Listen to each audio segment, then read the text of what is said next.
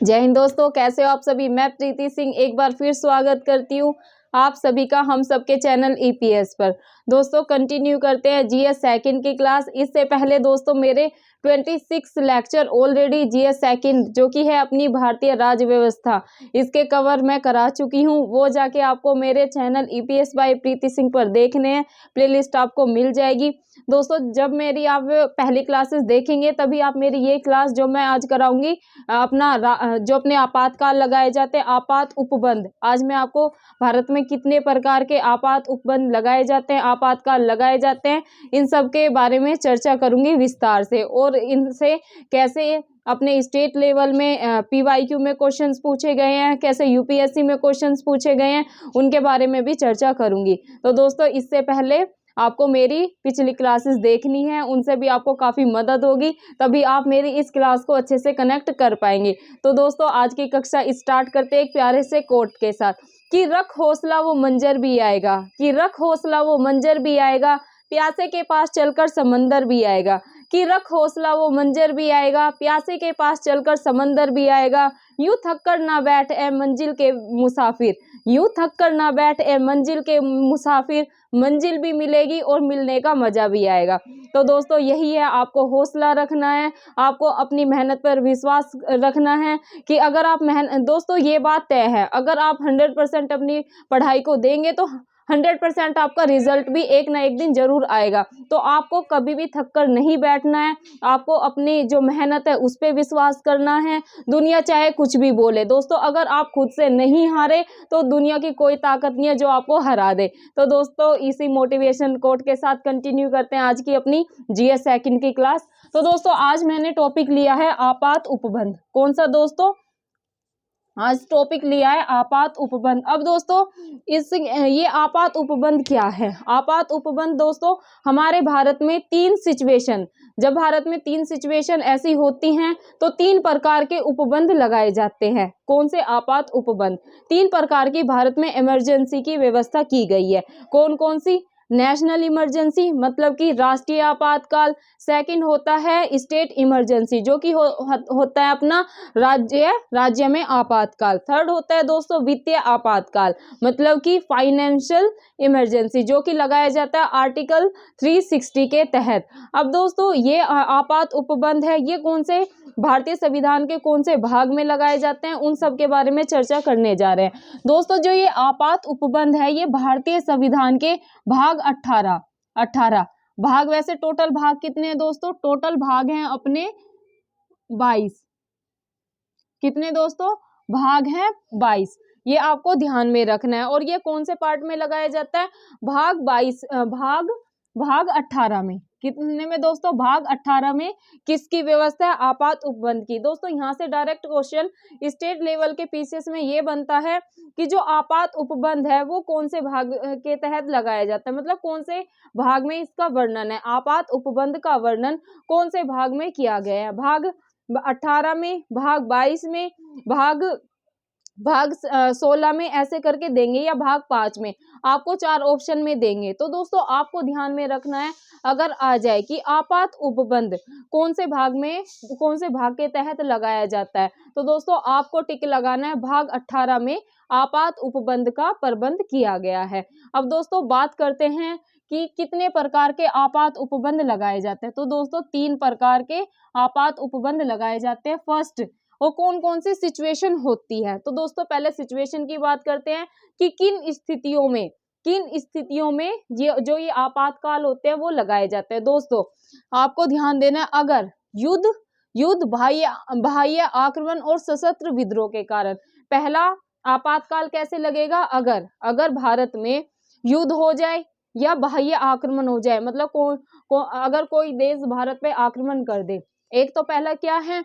युद्ध की स्थिति में या बाह्य आक्रमण, बाहर से कोई देश भारत पर आक्रमण कर दे। दूसरी स्थिति ये है, या सशस्त्र विद्रोह के कारण। ये तीन सिचुएशन अगर दोस्तों हो जाती है तो लगता है राष्ट्रीय आपातकाल। क्या लगता है दोस्तों? राष्ट्रीय आपातकाल। ये आपको ध्यान में रखना है। राष्ट्रीय आपातकाल दोस्तों कौन से आर्टिकल के तहत लगाया जाता है? National emergency. दोस्तों राष्ट्रीय आपातकाल लगता है आर्टिकल 352 के तहत। किसके तहत दोस्तों? आर्टिकल 352 के तहत भारत में राष्ट्रीय आपातकाल लगाया जाता है।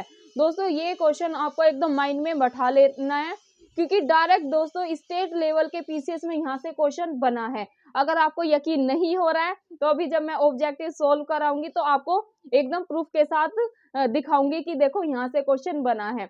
नेशनल इमरजेंसी से दोस्तों हर स्टेट के लेवल में यहाँ से क्वेश्चन बनता ही बनता है कि भारत में राष्ट्रीय आपातकाल कौन से आर्टिकल के तहत लगाया जाता है।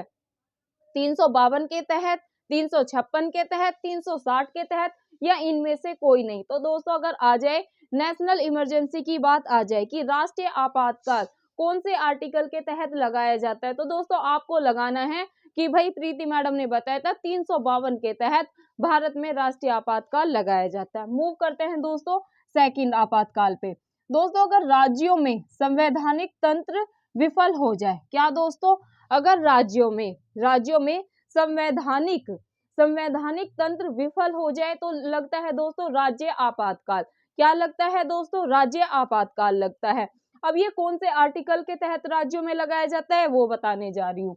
दोस्तों राज्यों में अगर संवैधानिक तंत्र विफल हो जाता है तो दोस्तों इसके कारण लगता है राज्य आपातकाल। कौन से आर्टिकल के तहत लगता है ये आपको बैठा लेना है माइंड में दोस्तों। आर्टिकल 356 के तहत राज्यों में क्या लगता है, राज्य आपातकाल। स्टेट इमरजेंसी अगर आपसे पूछे, राज्य आपातकाल अगर आपसे पूछे तो आपको लगाना है 356, और अगर राष्ट्रीय आपातकाल पूछे तो आपको लगाना है 352। ये आपको ध्यान में रखना है। और ये कब लगाया जाता है, जो राज्य आपातकाल है ये लगाया कब जाता है दोस्तों, अगर राज्य में संवैधानिक तंत्र विफल हो जाता है तब ये राज्य आपातकाल लगाया जाता है। दोस्तों बात करते हैं अब थर्ड पे, जो कि है अपना वित्तीय आपातकाल। क्या है दोस्तों, वित्तीय आपातकाल। दोस्तों वित्तीय आपातकाल लगाया जाता है आर्टिकल 360 के तहत। किसके तहत दोस्तों, आर्टिकल 360 के तहत। ये आपको ध्यान में रखना है दोस्तों। वित्तीय आपातकाल ऐसा है, अगर क्वेश्चन ये आ जाए कि भाई क्या भारत में वित्तीय आपातकाल लगाया गया है या नहीं, तो दोस्तों आपको लगाना है कि जो भारत में है अब तक फाइनेंशियल इमरजेंसी नहीं लगी है, अब तक भारत में वित्तीय आपातकाल नहीं लगा है। भारत में अब तक ऐसी सिचुएशन नहीं आई है कि भारत को वित्तीय आपातकाल लगाना पड़े। तो दोस्तों ये क्वेश्चन स्टेट लेवल के पीसीएस में पीवाईक्यू में पूछा जा चुका है कि वित्तीय आपातकाल, ये भी आया है कि वित्तीय आपातकाल कौन से आर्टिकल के तहत लगाया जाता है। अगर आ जाए कि वित्तीय आपातकाल कौन से आर्टिकल के तहत लगाया जाता है तो आपको लगाना है आर्टिकल 360 के तहत। और अगर ऐसे आ जाए कि क्या भारत में वित्तीय आपातकाल कितनी बार लगाया गया, एक बार, दो बार, या एक भी बार नहीं, तो दोस्तों आपको लगाना है कि भाई भारत में वित्तीय आपातकाल एक बार भी नहीं लगाया गया। आपको ये ध्यान रखना है, वित्तीय आपातकाल अब तक भारत में नहीं लगा है। ये आपको एकदम माइंड में बैठा लेना है मेरे दोस्त। जितने भी जो भी स्टेट लेवल का पीसीएस दे रहे हैं दोस्तों, स्टेट लेवल पीसीएस में डायरेक्ट क्वेश्चन बने हैं यहाँ से, और वो मैं अभी आपको एकदम प्रूफ के साथ दिखाने जा रही हूँ। चलो दोस्तों मूव करते हैं इनके क्वेश्चंस पे। एक इंफॉर्मेशन, ये बहुत ही ज्यादा महत्वपूर्ण इंफॉर्मेशन है, ये दे दूं मैं आपको, नोट करें। नोट में आपको लिख लेना है। मैं बोलती हूँ ना नोट्स बनाने, ये वैसे मैं लिखित में आपको नोट्स प्रोवाइड कर देती हूँ। आप सभी को पता है कि मैं अपने हैंड रिटन नोट्स बनाती हूँ, ये फिर मैं आपको उन्हें अपने टेलीग्राम पे क्या करती हूँ, अपलोड कर देती हूँ। तो लास्ट में वीडियो के क्या करती हूँ मैं दोस्तों, डिस्क्रिप्शन में मैं अपना टेलीग्राम लिंक डाल देती हूँ, उससे आपको ज्वाइन होना है तो आपको सारे नोट्स मेरे हैंड रिटन मिल जाएंगे। लेकिन दोस्तों मैं आपसे रिक्वेस्ट यही करूंगी कि आपको अपने हाथों का प्रयोग करना है, क्योंकि दोस्तों अभी तो आप मेरे नोट्स से पढ़ लेंगे, लेकिन मेंस में तो आपको खुद ही लिखना है। तो आपको अभी से लिखने की हैबिट डेवलप करनी है, एकदम से नहीं होगा। अगर आप ये सोच रहे होंगे ना कि भाई लास्ट में कर लेंगे, वो जो प्री निकल जाता है ना, और मेंस में हमें 3 महीना मिलता है मेंस के लिए, तो आप सोच रहे होंगे उसमें आप अपना आंसर राइटिंग कर लेंगे, तो ऐसा नहीं होता है। वहां पर आप इतने आपके हाथ पेन करेंगे ना बहुत ज्यादा। दोस्तों क्या होता है ना, जब हम मेंस लिखते हैं, चाहे वो यूपीएससी का मेंस हो या स्टेट लेवल का मेंस हो, उसमें दोस्तों एक ही दिन में अपने को 2-2 पेपर सोल्व करने होते हैं। अब दोस्तों वो पेपर ऐसे नहीं होते कि अपना 2 घंटे का, 3 घंटे का दोस्तों एक पेपर होता है और 20 क्वेश्चन आते हैं लिखने को। तो दोस्तों अगर आपकी स्पीड अच्छी होगी तभी आप वो क्वेश्चन अच्छे से उनके आंसर पूरे पूरे अटेम्प्ट कर पाएंगे। और दोस्तों एग्जाम में मेंस में वही बच्चा पास करेगा जो अपने क्वेश्चन पेपर होता है पूरा सॉल्व करके आएगा। अगर आप आधा सॉल्व करके आएंगे तो वैसे ही आप बाहर है। तो दोस्तों इसीलिए आपको आंसर राइटिंग की प्रैक्टिस रोज करनी है। आपको 1-2 आंसर रोज लिखने की प्रैक्टिस करनी है, तभी आपकी लिखने की आदत बनेगी। तो दोस्तों ऐसा नहीं समझना कि मैम डांट रही है, ये सिर्फ मैं आपको समझा रही हूँ, ऐसा मेरा डांटने का या वैसे कोई इरादा नहीं है। मैं आपसे यही कहूंगी कि आपको 2-2 आंसर रोज लिखने हैं, या आप निबंध लिख लें। अगर जैसे कोई भी टॉपिक है, हेल्थ का ले ले, एजुकेशन का ले ले, कोविड के ऊपर कोई निबंध लिख ले, तो आपको प्रैक्टिस करनी है कि भाई हम कितनी स्पीड में अपना आंसर लिख पा रहे हैं। तो दोस्तों इसलिए मैं रिक्वेस्ट कर रही हूँ, आपको अपने नोट्स खुद बनाने हैं। और खुद बनाएंगे तो एक एक्सपीरियंस भी हो जाता है। आप जैसे मेंस में लिखेंगे ना तो की पॉइंट्स में आंसर लिख कर आएंगे। दोस्तों एग्जाम में आपको की पॉइंट्स में ही लिखना है, पूरा इतिहास लिख के नहीं आना। अगर आपको 200 में आंसर लिखने को दिया है तो आपको 200 में ही लिखना है। ये उससे कम बेशक हो जाए, ज्यादा नहीं, क्योंकि अगर आप ज्यादा लिखेंगे तो आप बाकी क्वेश्चन अटेम्प्ट नहीं कर पाएंगे। तो दोस्तों इसलिए आपको अभी से अपने नोट्स की पॉइंट्स कैसे बनाना है, इसकी मेंस आंसर राइटिंग की प्रैक्टिस दोस्तों अभी से आप स्टार्ट कर दे। मैं नोट में बता रही थी आपको, जैसे ये है आपातकाल के दौरान। दोस्तों जब आपातकाल लगता है, इसके दौरान जो सभी राज्य हैं, सभी राज्य केंद्र के पूर्ण नियंत्रण में आ जाते हैं। दोस्तों क्या होता है, जब आपातकाल लगता है ना, इमरजेंसी लगती है, तो जितने भी स्टेट होते हैं, जितने भी राज्य होते हैं, इनका जो पूर्ण नियंत्रण होता है, इनका पूरा नियंत्रण किसके पास आ जाता है दोस्तों? सेंटर के पास आ जाता है, मतलब कि केंद्र के पास आ जाता है। ये आपको ध्यान में रखना है कि आपातकाल के दौरान जो राज्य होते हैं उनका पूरा नियंत्रण किसके हाथ में आ जाता है? केंद्र के पास आ जाता है, मतलब सेंटर के पास आ जाता है। ये आपको इन्फॉर्मेशन में डाल लेना है, ये बहुत ही महत्वपूर्ण जानकारी। अब दोस्तों बात करते हैं, मैंने वैसे आपको ऊपर भी समझा दिया कि कितने प्रकार की इमरजेंसी भारत में लगाई जाती है और कब कब लगाई जाती है। अब इसके बारे में डिटेल में चर्चा करेंगे, तो सुनिएगा अच्छे से, एकदम नोट करते हुए चलना है आपको। दोस्तों पहली है अपनी नेशनल इमरजेंसी। क्या दोस्तों? नेशनल इमरजेंसी, जिसे हम कहते हैं हिंदी में राष्ट्रीय आपातकाल। क्या दोस्तों? राष्ट्रीय आपातकाल, राष्ट्रीय आपातकाल। अब दोस्तों ये कब लगाया जाता है? राष्ट्रीय आपातकाल किस अनुच्छेद के तहत लगाया जाता है, ये मैंने आपको बता दिया। पहले ही डायरेक्ट क्वेश्चन आएगा कि राष्ट्रीय आपातकाल कौन से आर्टिकल के तहत लगाया जाता है। तो दोस्तों ऐसे आएगा 352 के तहत, 354 या 355 के तहत, 356 के तहत, 360 के तहत। तो जहां पर भी आपको नेशनल इमरजेंसी दिखे, राष्ट्रीय आपातकाल दिखे, तो दोस्तों आपको लगाना है 352 के तहत। किसके तहत? 352 के तहत भारत में राष्ट्रीय आपातकाल लगाया जाता है। दोस्तों देखो 352 के तहत भारत का राष्ट्रपति, क्या दोस्तों? भारत का प्रेसिडेंट, इंडिया का प्रेसिडेंट। क्या दोस्तों? 352 के तहत भारत का राष्ट्रपति युद्ध, बाह्य आक्रमण या सशस्त्र विद्रोह की स्थिति उत्पन्न होने पर राष्ट्रीय आपातकाल की घोषणा कर सकता है। किसके दोस्तों? राष्ट्रीय आपातकाल की घोषणा कर सकता है। अगर ये आ जाए कि भाई राष्ट्रीय आपातकाल की घोषणा कौन करता है, तो भी दोस्तों ऐसे आ जाए पीएम करता है, राष्ट्रपति करता है, मुख्यमंत्री करता है, या गवर्नर करता है। ऐसे भी क्वेश्चन दोस्तों स्टेट लेवल के पीसीएस में डायरेक्ट पूछे जाते हैं। तो दोस्तों आपको लगाना है कि भाई राष्ट्रीय आपातकाल की घोषणा कौन करते हैं?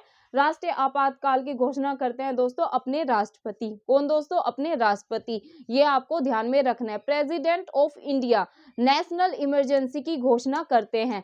किस आर्टिकल के तहत ये घोषणा की जाती है? तो 352, ये आपको ध्यान में रखना है।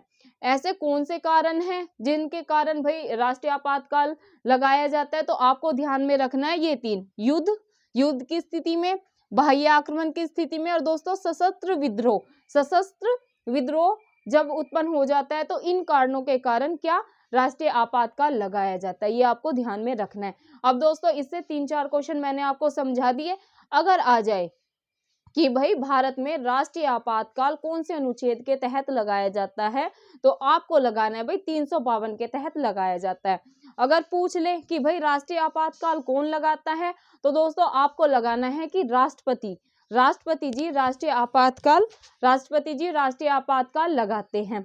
कौन सी ऐसी स्थिति है जिनके कारण राष्ट्रीय आपातकाल लगाया जाता है? तो दोस्तों आपको ध्यान में रखना है जब युद्ध की स्थिति हो या बाह्य आक्रमण हो रहा हो भारत पे या फिर सशस्त्र विद्रोह, इन स्थितियों में दोस्तों क्या होता है, राष्ट्रीय आपातकाल लगाया जाता है। क्या लगाया जाता है दोस्तों, राष्ट्रीय आपातकाल। अब दोस्तों इससे बाहर तो कोई क्वेश्चन नहीं जाएगा राष्ट्रीय आपातकाल से, ऐसे ही क्वेश्चन बने हैं और ऐसे ही क्वेश्चन बनेंगे। तो ये अपना राष्ट्रीय आपातकाल हो गया खत्म। अब बात करते हैं दोस्तों सेकंड, जो कि है अपनी स्टेट इमरजेंसी। स्टेट इमरजेंसी मतलब कि राज्य आपातकाल। क्या दोस्तों, राज्य आपातकाल, राज्य आपातकाल। अब दोस्तों राज्य आपातकाल कौन से आर्टिकल के तहत लगाया जाता है, तो ऐसे देंगे आपको 352 के तहत, 356 के तहत, 360 के तहत। तो दोस्तों आपको ध्यान में रखना है, जहां पर भी आपको दिखे राज्य आपातकाल की बात हो रही है तो दोस्तों आपने माइंड में बैठा लो कि भाई 356 के तहत, 356, 352 राष्ट्रीय आपातकाल, 356 राज्य आपातकाल, ये आपको ध्यान में रखना है। 356 के तहत दोस्तों राज्य आपातकाल लगाया जाता है। अब कब लगाया जाता है, ऐसी कौन सी सिचुएशन होती है कि भाई राज्य आपातकाल लगाने की स्थिति उत्पन्न हो जाती है, तो आपको ध्यान में रखना है जब राज्यों में दोस्तों, राज्यों में संवैधानिक तंत्र की विफलता पर राष्ट्रपति शासन की घोषणा की जाती है। राज्य आपातकाल को राष्ट्रपति शासन, वहां पर दोस्तों राष्ट्रपति शासन मतलब राष्ट्रपति का शासन हो जाता है। ऐसे भी आप ध्यान रखें कि राज्यों में संवैधानिक तंत्र विफल हो गया तो राष्ट्रपति शासन की घोषणा की जाती है। राज्य आपातकाल को हम राष्ट्रपति शासन भी कहते हैं। तो ये आपको ध्यान में रखना है। कब लगाया जाता है ये, जब राज्यों में संवैधानिक तंत्र विफल हो जाता है, ये आपको ध्यान में रखना है। मूव करते हैं दोस्तों थर्ड पे, जो कि है अपना फाइनेंशियल इमरजेंसी, जिसे हम कहते हैं हिंदी में अपना वित्तीय आपातकाल। क्या दोस्तों, वित्तीय आपातकाल। अब दोस्तों वित्तीय आपातकाल का उपबंध से पूछते हैं, वित्तीय आपातकाल। पहले तो दोस्तों यही पूछेंगे कि भाई वित्तीय आपातकाल कौन से आर्टिकल के तहत लगाया जाता है, तो आपको लगाना है कि भाई आर्टिकल 360 के तहत भारत में वित्तीय आपातकाल लगाया जाता है। दोस्तों याद यही रखना है, इससे ऐसे क्वेश्चन पूछा जाता है कि क्या भारत में अब तक अपना वित्तीय आपातकाल लगा है, तो दोस्तों आपको ध्यान में रखना है कि भारत में अब तक एक भी बार वित्तीय आपातकाल नहीं लगा, भारत में अब तक आपातकाल नहीं लगा, तो ये आपको ध्यान में रखना है। अब यही है दोस्तों 360 के तहत वित्तीय आपातकाल से संबंधित प्रावधान का उल्लेख है। अगर ऐसे पूछ लेना कि वित्तीय आपातकाल से संबंधित किस आर्टिकल में प्रावधान है या उल्लेख है, तो आपको लगाना है 360 के तहत। अब दोस्तों ये तो बात हो गई नेशनल इमरजेंसी, स्टेट इमरजेंसी और फाइनेंस इमरजेंसी की। अब आपको एकदम ये हार्ड सा लग रहा होगा कि मैडम इन तीनों को हम याद कैसे करें, तो दोस्तों इतना बर्डन लेने की जरूरत नहीं है। कई बार क्या होता है ना दोस्तों, कई बार जो चीजें मैं तो यही कहूंगी कि रटना नहीं चाहिए चीजों को, आप समझे। अगर आप जो चीजें समझ के करते हैं या तो वो आपको लॉन्ग टर्म तक याद रहती है, माइंड में स्टेबल रहती है। लेकिन जो चीज हम रटते हैं, आप सभी को पता है, वो हमारे माइंड से जल्दी से आउट हो जाती है। लेकिन कई बार क्या होता है, रट के भी काम चल जाता है। अब जहां पर रट के काम चल जाता है तो वहां पर हमें रट भी लेना चाहिए। ऐसी कोई बात नहीं है कि भाई सिर्फ अंडरस्टैंडिंग जहाँ पर हो, जैसे डीप नॉलेज हिस्ट्री है, उसे हम रट नहीं सकते, उसको हमें समझना ही पड़ेगा। अब दोस्तों इसे मैं ट्रिक से बताऊंगी आपको, जो ये नेशनल इमरजेंसी है, स्टेट इमरजेंसी और फाइनेंशियल। देखो दोस्तों इसको ना आप 2-3 बार रिपीट करेंगे ना। मैंने कैसे याद किया, मैंने ऐसे याद किया, मैंने लिखा नेशनल इमरजेंसी, स्टेट इमरजेंसी और फाइनेंस इमरजेंसी। अब दोस्तों इसको मैंने एकदम बैठा रखा है माइंड में कि भाई 352, 356 और 360। आप इसका गैप भी देख सकते हैं, 52, 53, 54, 55, 56 ऐसे करके, और 60, 6, 4 है ना, ऐसे करके। मैंने तो बस ऐसे याद कर रखा है ये कि भाई पहले ऐसे बैठा लो कि 3 प्रकार की इमरजेंसी लगाई जाती है भारत में, नेशनल इमरजेंसी, स्टेट इमरजेंसी और फाइनेंस इमरजेंसी। ये 3 मैंने बैठा रखा है ऐसे, नेशनल, स्टेट और फाइनेंशियल, ये 3 बैठा रखा है। फिर मैंने इनके आर्टिकल याद कर रखे, कैसे, 352, 356, 360। 2 बार आप देखना, ये ट्राई करना मेरे कहने से कि प्रीति मैम ने ऐसे याद कर रखा था, हम भी ऐसे ही करते हैं। आप 2-3 बार रिपीट करोगे ना स्टूडेंट्स, मैं 100% गारंटी दे रही हूँ कि आप कभी नहीं भूलेंगे। ये मैंने अपने 12th में याद किया था ये इमरजेंसी, और मुझे आज भी ऐसे ही याद है। कैसे, नेशनल इमरजेंसी, स्टेट इमरजेंसी, मैंने लिख रखा है अपने नोट्स में भी, ऐसे 3 प्रकार के। और इसी से पूरे कॉन्सेप्ट मेरे माइंड में जो आपात उपबंध है उसके क्लियर है, भाग भी क्लियर है, कौन से आर्टिकल में है, कब कब लगाए जाते हैं, वो भी क्लियर है। आप 2-3 बार दोस्तों रिपीट करेंगे ना तो आप भी ये चीजें नहीं भूलोगे। कैसे? National emergency, state emergency, financial emergency. और क्या है? 352, 356, 360। 2-3 बार याद करें, 52, 56, 60, 52, 56, 60, बस याद हो जाएगा, कभी नहीं भूलोगे। तो दोस्तों ये आपको एकदम माइंड में ऐसे बैठा लेना है। और दोस्तों यहाँ से प्री में क्वेश्चन बनता ही बनता है स्टेट लेवल में, तो इसलिए मैं ज्यादा फोकस कर रही हूँ इस टॉपिक पे। तो इसको आपको आज ही एकदम क्लियर कर लेना है। और आज आप मेरे से पढ़ रहे हो तो इसको कभी नहीं बोलोगे। इसमें मेन चीज यही है, देखो कुछ नहीं है इसमें।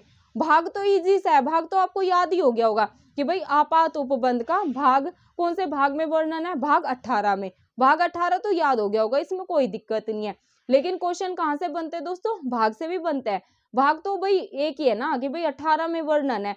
मेन क्या है भाई? जो ये इमरजेंसी है, ये जो 3 इमरजेंसी है कि भाई हम भूल जाएंगे कि भाई जो राष्ट्रीय आपातकाल है वो किस आर्टिकल में है, फिर हमें स्टेट का आपातकाल याद करना है और फाइनेंशियल। तो दोस्तों कुछ नहीं है, आपको नेशनल इमरजेंसी, स्टेट इमरजेंसी और फाइनेंस 3 याद करें। और 52, 56, 60, 52, 56, 60, 52, 56, 60 हिंदी में याद करना है। अंग्रेजी में याद करो, देखो जिसको अंग्रेजी में याद हो रहा है 352, 356 ऐसे वो अंग्रेजी में याद कर ले। मुझे तो देखो हिंदी में संख्याएं अच्छे से याद होती है, मैं हिंदी में याद करती हूँ। तो मैंने बैठा रखा है अच्छे से कि 352, 356, 360 तो मुझे 12th से लेकर आज तक मैं अभी तक नहीं भूली हूँ। तो अगर आप ऐसे याद करेंगे जैसे आपको कंफर्ट लगे, हिंदी भाषा में, अंग्रेजी भाषा में, जैसे भी कंफर्ट लेवल फील हो वैसे बस आपको याद करना है। देखो याद करना है तो कैसे भी कर ले, जिस भाषा में आप सहज महसूस कर रहे हैं उस भाषा में आप याद कर ले। तो दोस्तों अब करते हैं इनके महत्वपूर्ण क्वेश्चन जो कि पीवाईक्यू में पूछे गए। अब मैं प्रूफ के साथ आपके सामने दिखाती हूँ क्वेश्चन कैसे पूछे गए हैं। दोस्तों देखो पहला ही क्वेश्चन है कि भारतीय संविधान के अंतर्गत कितने प्रकार, देखो डायरेक्ट क्वेश्चन है ये, कितने प्रकार के आपातकाल लगाए जाते हैं। अब दोस्तों ये क्वेश्चन देखो यूपी पीसीएस, यूपी के पीसीएस में मेंस सन 2009 में भी पूछा गया है और सन 2014 में भी पूछा गया है। अब दोस्तों आपको लगेगा कितना इजी क्वेश्चन है कि यहाँ से भी बनेंगे, कि ये तो सभी को पता है कि भाई भारतीय संविधान में कितने प्रकार के आपातकाल का उपबंध है। तो दोस्तों ये तो नॉर्मल सी बात है, आपको ऑप्शन में दिए थे 2 प्रकार के, 3 प्रकार के, 4 प्रकार के, 5 प्रकार के। तो दोस्तों आपको ध्यान में रखना है जो अपना भारतीय संविधान है इसमें कितने प्रकार के आपात उपबंध की बात हुई है, तो आपको लगाना है 3। कितने? 3। ये तो अभी हमने चर्चा की है, national emergency, state emergency, financial, मतलब कि राष्ट्रीय आपातकाल, राज्य आपातकाल और वित्तीय आपातकाल। ये आपको ध्यान में देखो, ये रहा प्रूफ के साथ, ये मैंने पीवाईक्यू से क्वेश्चन लिया है। यूपी पीसीएस मेंस सन 2009 में भी और सन 2014 में भी ये क्वेश्चन पूछा गया है।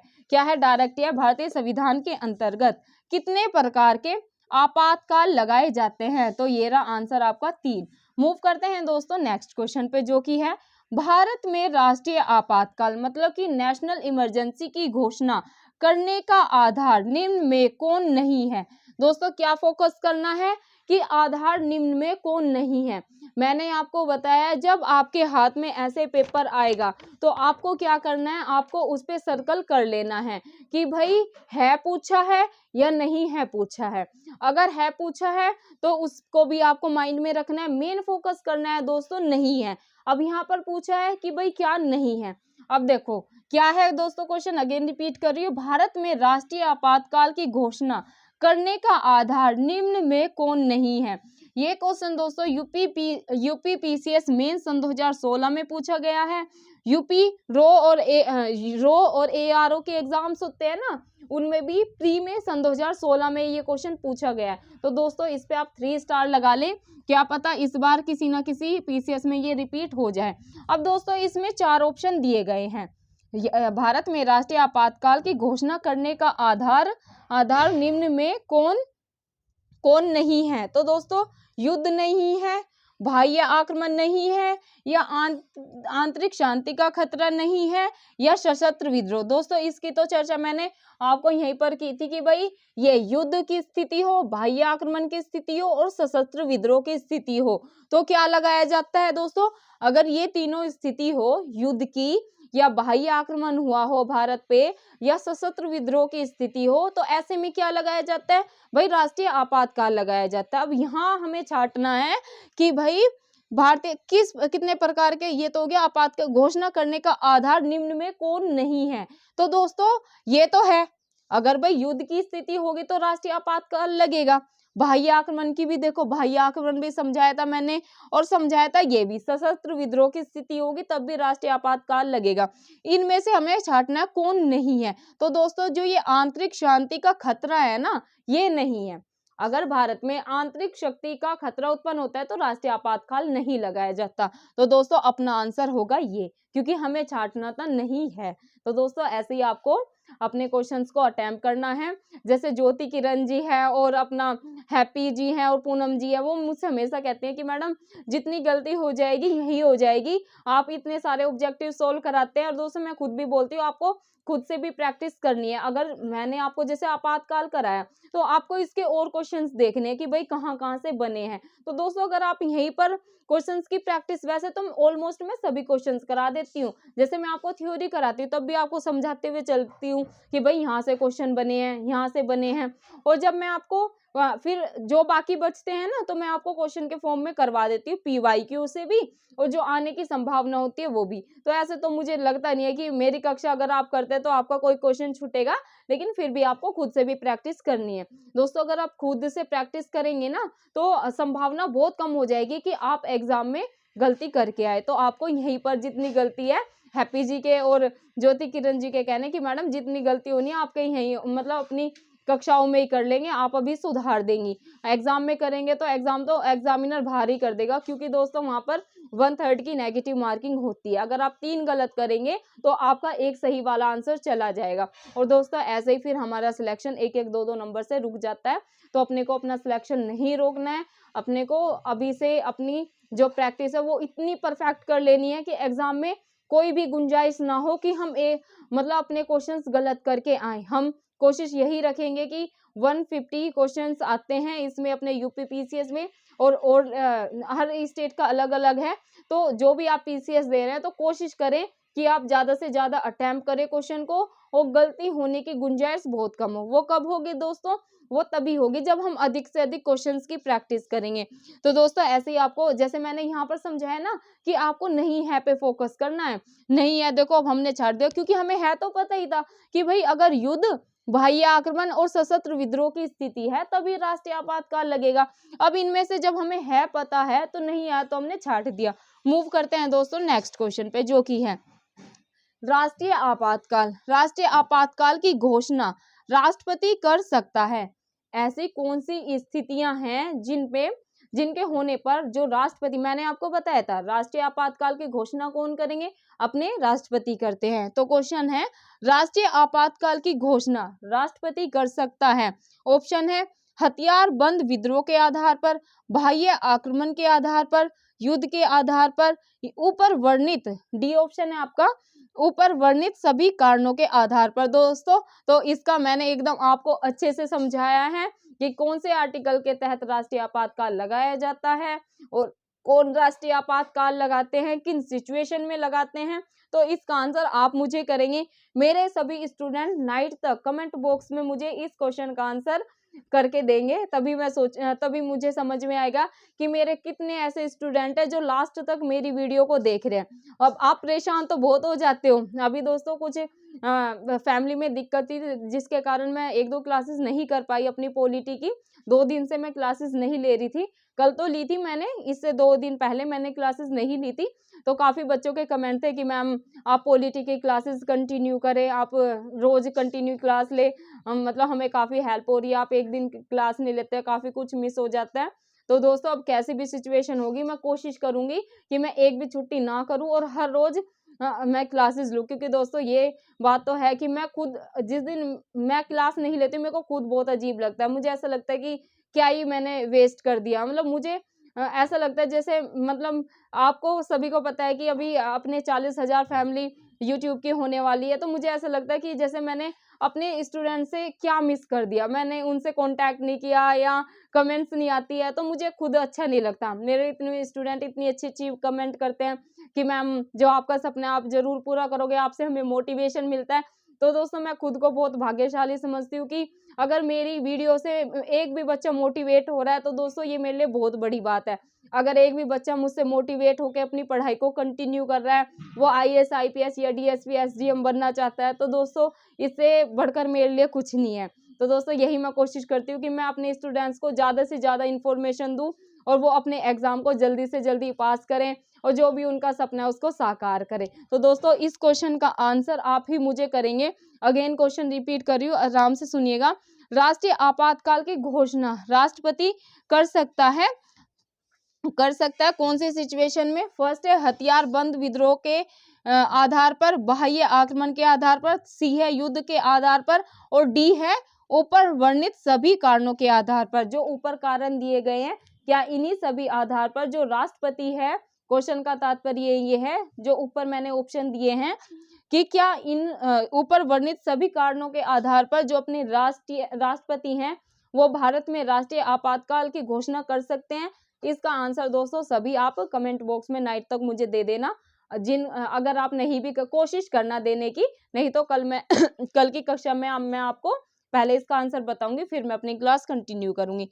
मूव करते हैं दोस्तों नेक्स्ट क्वेश्चन पे, जो कि है किस अनुच्छेद के अनुसार, किस आर्टिकल के अनुसार भारत में राष्ट्रीय आपातकाल की घोषणा की जा सकती है? अब आपको लग रहा होगा ना कि मैम यहाँ से ऊपर से ही शुरू हो गए थे कि भाई राष्ट्रीय आपातकाल से क्वेश्चन आता है राष्ट्रीय। देखो मैं प्रूफ के साथ आपके सामने दिखाती हूँ कि किस अनुच्छेद के अनुसार भारत में राष्ट्रीय आपातकाल की घोषणा की जाती है। तो दोस्तों ये देखो 53rd BPSC मतलब 53 से लेकर 53rd BPSC में भी पूछा गया ये क्वेश्चन, 54 में और 55 मतलब 3 साल रिपीट हुआ है ये क्वेश्चन, तीनों साल ये क्वेश्चन रिपीट हुआ है, मतलब BPSC में लगातार ये क्वेश्चन पूछा गया है। तो ये क्वेश्चन दोस्तों आने वाले जो PCS है वहां पर भी रिपीट हो सकता है, तो ये आपको ध्यान में रखना है।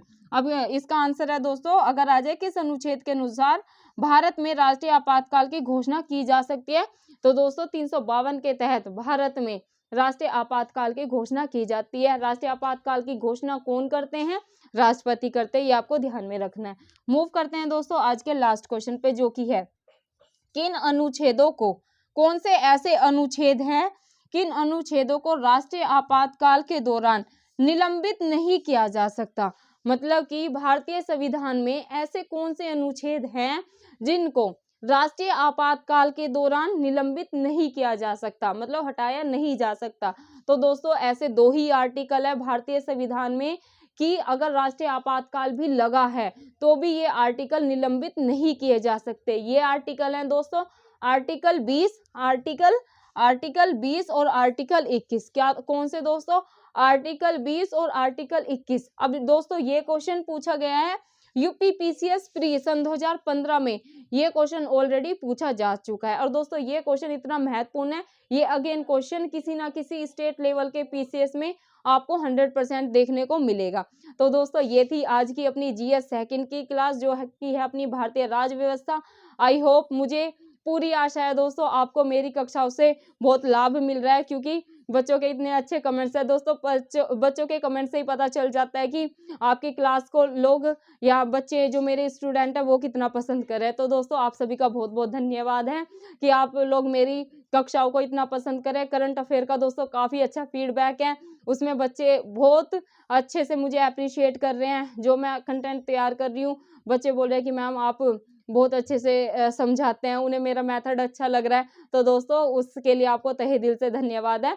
बस आपसे एक ही रिक्वेस्ट करना चाहूँगी कि आपको ज़्यादा से ज़्यादा वीडियो को शेयर करना है, ताकि दोस्तों हम गाँव-गाँव तक अपनी ये एजुकेशन की वीडियो पहुँचाएँ। और दोस्तों जो भी हमारे गाँव में अपने छोटे बहन भाई है, हमसे बड़े हैं और उनका सपना है एक सरकारी नौकरी पाने का, IAS IPS या DSP SP बनने का, ताकि दोस्तों वो अपने सपने को साकार कर पाए। उनका सपना दोस्तों मात्र एक सपना बनकर ना रह जाए, क्योंकि दोस्तों एक अगर स्टूडेंट सपना देखता है तो सिर्फ वो अकेला सपना नहीं देखता है, उसके साथ बहुत ही अपनी फैमिली की, अपने परिवार की, अपने नाते रिश्तेदारों की दोस्तों उम्मीद जुड़ी होती है। और मेनली दोस्तों उनका जो परिवार होता है वो किस सिचुएशन से उस बच्चे को पढ़ाता है कि भाई हमारा बच्चा ये बनेगा, उस पर इन्वेस्ट करता है इतना। तो दोस्तों हम उनके सपने में अगर हम थोड़ा सा भी योगदान दे पाएंगे दोस्तों, तो हम सबके लिए बहुत सौभाग्य की बात होगी। और ये कब ऐसा संभव होगा दोस्तों? जब आप अधिक से अधिक वीडियो को मेरी शेयर करेंगे, तभी हम इस अपने सपने को, जो गाँव-गाँव तक हमारा ये एजुकेशन वीडियो को फैलाने का सपना है, ये दोस्तों मैं अपना सपना पूरा कर पाऊँगी।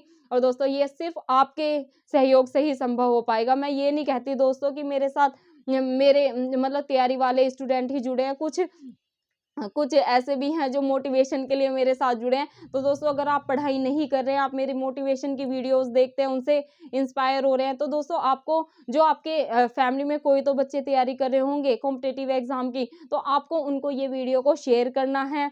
चाहे आपके कलीग्स हो या कज़न्स हो या छोटे बहन-भाई हो, तो आपसे यही रिक्वेस्ट है कि आप उनको वीडियो शेयर करें कि प्रीति मैम पढ़ाते हैं, अपना स्टेट लेवल की पीसीएस की तैयारी करवा रहे हैं। बाकी जो कॉम्पिटिटिव एग्ज़ाम्स की बच्चे एसएससी वगैरह की तैयारी कर रहे हैं, तो दोस्तों वो भी ये कक्षाएँ देख सकते हैं, क्योंकि आपात उपबंध से क्वेश्चन तो वहाँ पर भी आते हैं, राष्ट्रपति से क्वेश्चन तो अपने एसएससी, सीपीओ, सीजीएल में भी आते हैं, कांस्टेबल में भी आते हैं। तो दोस्तों ऐसा नहीं समझना है आपको कि मैम तो स्टेट लेवल की तैयारी करा रही है। दोस्तों मैं मतलब छोटे लेवल से लेके बड़े लेवल तक की प्रिपरेशन आपको करा रही हूँ, ताकि एक जो मेरा स्टूडेंट एसएससी, सीजीएल, सीपीयू या जीडी की तैयारी कर रहा है, उसकी भी मैं मदद कर पाऊँ, और जो अपने स्टेट लेवल के बच्चे हैं उनकी भी मैं पूरी मदद कर पाऊँ। क्योंकि दोस्तों मैं खुद अपना स्टेट लेवल की तैयारी कर रही हूँ, यूपी पीसीएस की, जिसमें जो मेरे साथ स्टूडेंट जुड़े हैं उन्हें नहीं पता होगा, मेरा 2 नंबर से पीसीएस में रह गया था, तो इसलिए मैं स्टेट लेवल मेरा मेन फोकस है। बाकी मैं अपने कंटेंट ऐसे तैयार करती हूँ ताकि मैं सभी स्टूडेंट की मदद कर पाऊँ। तो दोस्तों ये वीडियो मेरी सभी स्टूडेंट देख सकते हैं। काफ़ी कमेंट्स है कि मैम हम एसएससी की तैयारी कर रहे हैं, क्या हम आपकी वीडियो देख सकते हैं? कि बहुत से बच्चों को मेरा एजुकेशन चैनल का नाम नहीं पता है। तो दोस्तों ईपीएस बाय प्रीति सिंह अगर आप सर्च करेंगे तो आपको मेरा चैनल दिख जाएगा। वहाँ पर प्लेलिस्ट में जाना है आपको। करंट अफेयर के दोस्तों मेरे 34 लेक्चर आज कंप्लीट हो चुके हैं, वो आपको देखना है, आपको बहुत मदद मिलेगी। आधे घंटे से दोस्तों पौन घंटे की क्लास में हर रोज करंट अफेयर की डाल रही, तो अगर आप ये क्लासेस करेंगे तो आपको एग्जाम में बहुत सारे क्वेश्चन देखने को मिलेंगे, अगर आप रोज कंटिन्यू क्लासेस करेंगे। और जैसे मैं जीएस सेकंड भारतीय राज्य व्यवस्था करा रही हूँ, जो कि अपना भारतीय संविधान है, इसमें जितने भी टॉपिक है, राष्ट्रपति हो, राज्यपाल हो, मैं दोस्तों बहुत सारे टॉपिक कवर करा चुकी हूँ आपको। अगर आप मेरी ये क्लासेस देखते हैं तो आपका इंडियन पॉलिटी एकदम से अच्छे से तैयार हो जाएगा। तो दोस्तों यही है कि आपको कक्षाओं का भरपूर लाभ उठाना है। आपको अगर वीडियो अच्छी लगे, मैं देखो लाइक के लिए कभी फोर्स नहीं करती हूँ, वीडियो अच्छी लगे तो वीडियो को लाइक कर देना, और चैनल सब्सक्राइब नहीं किया है तो चैनल को सब्सक्राइब कर ले, बेल आइकन को दबा ले, ताकि जब भी प्रीति मैम अपनी वीडियो अपलोड करके डाले, सबसे पहले मेरी वीडियो मेरे स्टूडेंट के पास पहुंचे। और दोस्तों जो घंटी होती है ना, ऑल वाले पे दबाना, क्योंकि जब भी मैं जैसे करंट अफेयर की डाली तो काफ़ी स्टूडेंट के पास लेट वीडियो पहुंचती है। उसका मतलब यही है, आपने जो घंटी होती है ना, जैसे सब्सक्राइब कर लिया, ऑल आएगा उस पर, तो आपको ऑल आइकन पे दबा लेना, बेल आइकन पे, तो आपके जब भी मैं वीडियो डालूंगी सबसे पहले आपके पास पहुंचेगी। तो आपको वीडियो को देखना है, नोट्स बनाने हैं, और दोस्तों अपनी तैयारी को आगे बढ़ाना है। डिस्क्रिप्शन में मैं अपना टेलीग्राम लिंक डाल दूंगी, और वो आपको टेलीग्राम लिंक ज्वाइन करना है। शाम तक दोस्तों आपको सभी मेरे 3 क्लासेस के नोट्स नहीं डालने हैं, आपको मेरे हैंड रिटन नोट्स शाम तक मैं आपको उपलब्ध करा दूंगी, वो आपको प्रिंट में निकलवा लेने हैं, और उस पे चीज़ों को अपडेट करते हुए चलना है। तो दोस्तों मिलते हैं आपको कल की क्लास में। जय हिंद, जय भारत, धन्यवाद।